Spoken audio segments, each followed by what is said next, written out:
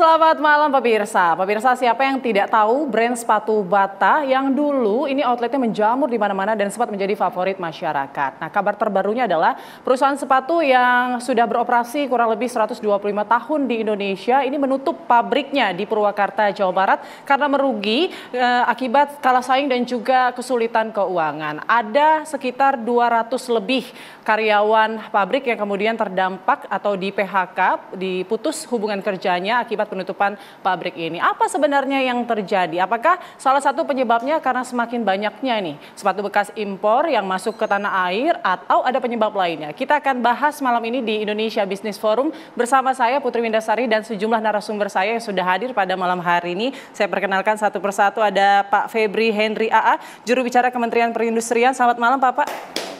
Baik. Kemudian ada Mas Firman Bakri, Direktur Eksekutif Asosiasi Persepatuan Indonesia. Selamat malam, Mas Firman. Selanjutnya ada Mas Andri Satrio Nugroho, selaku ekonom. Selamat malam, Mas Andri. Boleh dipakai mic-nya? Oke. Dan terakhir narasumber saya, Mas Atang, karyawan pabrik sepatu Bata. Selamat malam. Baik, sebelum kita membahas apa sebenarnya yang terjadi di pabrik Bata di Purwakarta, Jawa Barat, kita simak dulu informasi yang satu ini. Ya, ratusan miliar rupiah kerugian yang ditanggung oleh pabrik Bata. Kita langsung tanyakan kepada salah satu karyawan pabrik Bata, Mas Atang. Sebelumnya kami turut prihatin ya Mas Atang atas kondisi yang menimpa Mas Atang dan juga rekan-rekannya. Mas Atang bisa diceritakan mungkin sejak kapan Mas Atang di PHK dan apa sebenarnya alasan dari pabrik Bata sendiri? Sejak tanggal 2 Mei itu manajemen PT Sepatu Bata memanggil semua karyawan untuk kumpul di aula, yang biasanya di situ sebelum ke karyawan langsung manajemen itu memberitahukan kepada serikat pekerja biasanya untuk informasi apapun. Tapi kemarin terakhir tanggal 2 Mei itu benar-benar membuat kami shock dan merasa kecewa juga. Kebetulan saya sebagai serikat pekerja, kenapa manajemen begitu dadakan memberitahukan bahwa pabrik saat itu juga tutup dengan ketentuan bahwa selama 2 tahun berturut-turut pabrik PT Sepatu Bata merugi. Dengan jadi alasan seperti itu. Diketahui jauh sebelumnya ya? Betul. Kalau isu untuk PHK itu dari Maret Bu. Maret ketika menjual aset yang di Geraha Bata di Cilandak itu kita sudah pertanyakan. Sampai ke manajemen saya mempertanyakan apakah ini benar isu PHK akan terjadi ketika menjual aset. Tapi pada waktu itu manajemen memberikan alasan bahwa itu tidak ada sangkut pautnya dengan PHK. Dia menjual aset itu untuk efisiensi aset yang tidak produktif. Oke. Jadi benar-benar untuk meminimalisir resiko. Jadi bukan penutupan pabrik ya, informasi yang diterima betul, sebelumnya. Untuk malah untuk membayar utang piutang ke. Oke. Lalu pada saat tanggal 2 Mei itu diinformasikan bahwa pabrik tutup. Kemudian pada apa-apa yang dilakukan para pegawai saat itu? Waktu pertemuan itu bukan perundingan ya Bu ya. Sebelumnya itu kita meminta untuk perundingan tapi perusahaan menolak dan malah perusahaan untuk meminta langsung bertemu dengan karyawan. Dan kami pun menerima silakan dan itu bukan bentuk perundingan tapi informasi. Ketika informasi itu diberikan, perusahaan langsung membagikan berkas PHK ke karyawannya. Dan itu apakah langsung ditandatangani atau justru? Belum, kita menolak untuk tanda tangan waktu itu. Karena kita belum tahu besaran PHK-nya berapa. Dan hak-hak untuk karyawan apakah sudah diselesaikan gitu. Oke, hak-hak karyawan yang kemudian dituntut pada saat itu apa saja Mas? Yang pertama, karena pada waktu pandemi kawan-kawan kita itu sudah mendapatkan 2 PMTK, kita minimal minta yang sama kepada manajemen waktu itu. Waktu pandemi 2 PMTK? 2 PMTK. Oke. Waktu pandemi hampir 60% Bata mem-PHK karyawannya.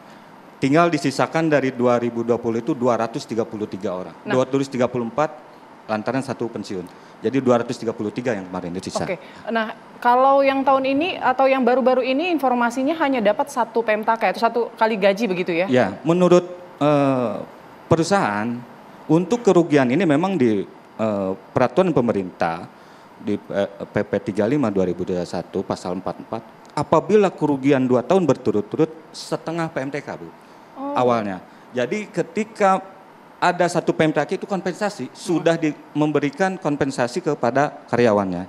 Itu menurut perusahaan, tapi kami punya persepsi awalnya bahwa kami merasa tidak adil kalau misalkan kawan-kawan kita waktu pandemi mendapat 2 PMTK, tapi yang berikutnya 1 PMTK. Itu awalnya beda persepsi. Oke, hingga saat ini masih ada nggak sih yang belum tanda tangan mungkin?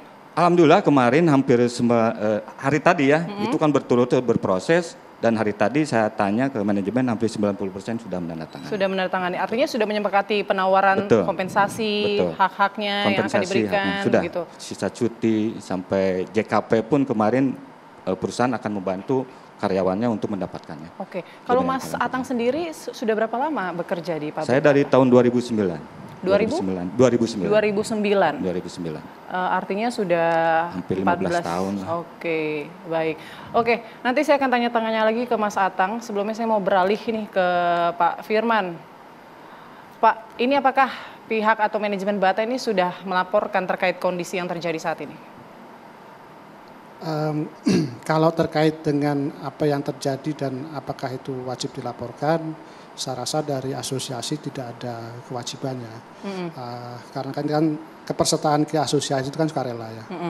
Sebenarnya saya rasa paling utama adalah komunikasi dengan para pekerja. Itu yang saya rasa juga tadi sudah terbangun ya, sudah ada komunikasi. Kemudian tentunya dengan pemerintah setempat yang terkait dengan ketenagakerjaan dan pelaporan-pelaporan dalam konteks penutupan sebuah usaha. Tidak wajib melapor, tapi sudah berkomunikasi nggak dengan manajemen? Sementara ini kita hanya komunikasi by WA ya, kita belum bisa ketemu secara fisik, kemudian juga belum bisa komunikasi secara intens. Sementara ini mereka masih disibukkan dengan prosesnya ya, termasuk tadi sudah disampaikan baru hari ini masih proses itu ya. Oke, nah informasi yang diperoleh dari asosiasi apa sebenarnya alasan manajemen Bata kemudian menutup pabriknya di sana? Saya rasa saya harus disclaimer ya bahwa kami tidak bisa mewakili Bata karena Bata nanti pasti akan menyampaikan secara mandiri terkait dengan kondisi perusahaannya dan sepemahaman saya juga mereka sudah melakukan rilis terkait dengan penutupan ini ya. Oke, nah ini juga informasinya Kemenperin rencananya mau memanggil manajemen Bata ya untuk membahas soal permasalahan ini. Nah seperti apa Pak update-nya? Baik, terima kasih Mbak Putri. Jadi kami kemarin sudah melayangkan surat kepada PT Sepatu Bata untuk datang ke Kementerian Perindustrian dan tadi kami pagi sudah bertemu. Kami sudah menanyakan perihal tentang penutupan pabrik PT Sepatu Bata di Purwakarta. Ya. Yang disampaikan kepada kami bahwa memang alasannya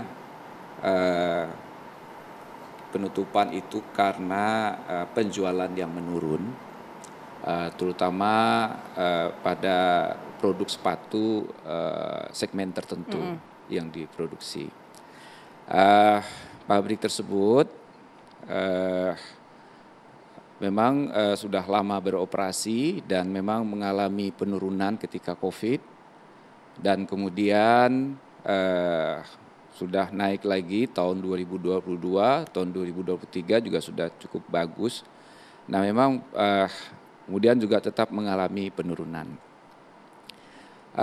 Kami mendapat informasi dan menyimpulkan dari apa yang tadi kami gali juga pertanyaan dari Bata mengenai penyebab, kami sampai pada kesimpulan bahwa penyebab penutupan itu karena kurang tepat dalam memilih strategi bisnis. Gitu. Kita tahu produk yang dihasilkan oleh produk pabrik Bata ini itu punya segmentasi tertentu yang kita tahu bahwa produk sepatu ya itu pada segmen tertentu itu juga cepat berkembang dan kita lihat ini harusnya bisa diantisipasi sejak dari sebelum-sebelumnya. Namun demikian dalam pertemuan tadi kami juga menyampaikan pada pihak Bata agar kembali kalau bisa membuka pabriknya kembali. Ini demi para pekerja dan demi brand nama Bata itu sendiri yang sudah cukup kuat di Apakah dalam mungkin negeri. nanti akan melakukan perbaikan-perbaikan atau transformasi bisnis seperti yang dikatakan Menperin begitu ya ke depan? Betul, ya seperti itu, dan kemudian kami sampaikan ada beberapa insentif ya. Kami misalkan kalau industri sepatu atau industri fashion itu kan cepat perubahan variasi produknya. Nah, mereka harus juga cepat juga membuat variasi produknya sesuai dengan selera pasar dan juga memperbaharui teknologi produksi lini produksinya. Artinya kementerian ini kemudian ke depan akan membantu pabrik bata atau manajemen bata untuk terus berinovasi ya agar tetap bisa bersaing dengan produk-produk lokal ya. Nanti kita akan bahas selanjutnya usai jeda. Indonesia Business Forum akan kembali sesaat lagi.